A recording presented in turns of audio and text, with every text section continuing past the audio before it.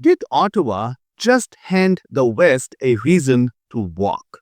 Because Alberta and Saskatchewan are done being Canada's ATM. And this time, they've got signatures, legislation, and billions of dollars on the line. We are talking pensions, policing, and who actually runs the prairie's economy. The fight is not just political. It's about whether Canada even survives the next decade as one country. And the spark that set it off? A deal signed overseas that hit the West right in the wallet. Stick with me, because by the end, you will see what's hype, what's real, and why Ottawa should be sweating. Late September 2025, Prime Minister Mark Carney flies to London to promote a new Canada-UK climate financing agreement, pitched as green investment for the future. But buried in the fine print were tougher emission cap commitments that directly squeeze Alberta's oil and gas output. According to the Canadian Association of Petroleum Producers, Alberta pumps about 3.6 million barrels of oil every single day. Those caps threaten billions in revenue and tens of thousands of jobs. So, when the news of the London signing hit home, the reaction was fast and furious. In Calgary coffee shops and Regina town halls, people said the same thing. Ottawa did it again. Another deal that bleeds the West to please Europe. Carney's office called it a step towards sustainable investment. But in the prairies, it looked like Ottawa cutting foreign deals that choke domestic energy. Within days, Danielle Smith and Scott Moe called an emergency Western summit. Behind them, banners read, "Our resources, our future, our sovereignty." And then they laid it out. A joint framework for more provincial control, not empty talk. Real levers. A provincial pension plan separate from the federal CPP. A provincial police service to replace the RCMP. Direct trade agreements with the US, Japan, and Korea. No federal gatekeeper. Legally, they cannot succeed overnight. The Clarity Act still gives Ottawa the upper hand. But politically, it was a cannon blast. The message was crystal clear. Ignore the West and the West walks. Before we go any further, please like, subscribe, and share this video with your friends. Subscribing to my channel is not going to cost you anything, but it does help me big time. Thank you. Now back to our topic. Here is the fuel behind all this anger. Money. Between 2007 and 2022, Alberta sent roughly $244 billion more to Ottawa than it got back in spending. That's from the Fraser's Institute federal transfer data. Stretch it back to the 1960s and you are talking over $600 billion net. Year after year, Alberta and Saskatchewan pour wealth east through taxes and equalization, while their own pipelines get blocked and projects get litigated. It's the classic workhorse provinces story. Carry the lead, get blamed for the emissions.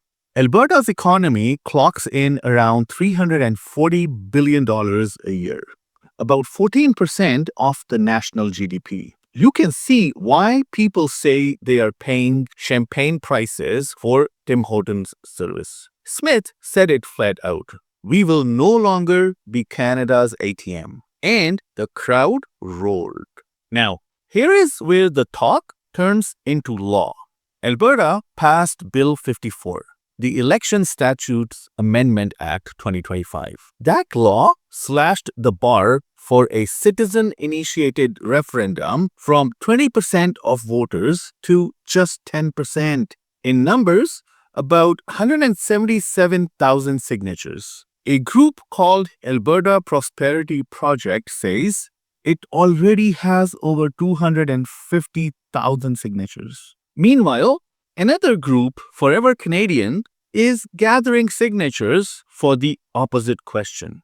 Should Alberta promise to stay in Canada? So, yes, both sides are organizing for 2026. And the province is split almost perfectly in thirds. A third for independence, a third against, and a third undecided. That's coming from the Angus Reid Institute's July 2025 poll. That undecided third will decide the country's future. Because a referendum, even one framed around sovereignty tools like pension and policing, would shake Canada's constitutional house to its core. Let's game it out. If Alberta and Saskatchewan actually took control of their own pensions, policing, and trade, Ottawa's annual revenue drops by tens of billions. The federal equalization program collapses without Alberta's contribution. Quebec's transfers? Gone. Federal debt service skyrockets. The Parliamentary Budget Office has warned for years that Canada's fiscal balance depends on Alberta's tax base. Remove it, and Ottawa's books implode. Then there is Saskatchewan, feeding the world with wheat, potash, and uranium.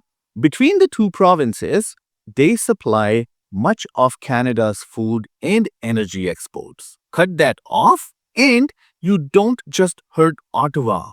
You weaken the entire country's trade power. Now, reality check. Even if Alberta votes yes, they cannot legally secede tomorrow morning. The Clarity Act says any province that wants to separate must ask a clear question, get a clear majority, and then negotiate with Ottawa and the other provinces. No negotiation, no independence. But here is the catch. They don't need to fully leave to cause chaos. Just talking over pensions or policing would move the constitutional goalpost and set a Quebec-style precedent for the West. What we know versus what we don't. What we know. Bill 54 is law. The referendum threshold is lower. Petition movements have over 250,000 signatures. Alberta and Saskatchewan contribute hundreds of billions more than they receive. The prairies power Canada's energy and food supply.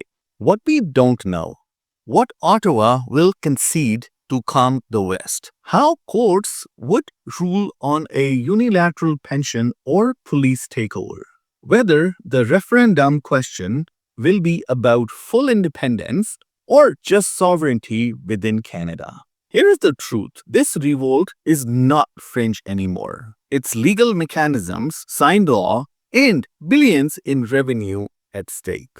Ottawa calls it posturing. The West calls it self-defense.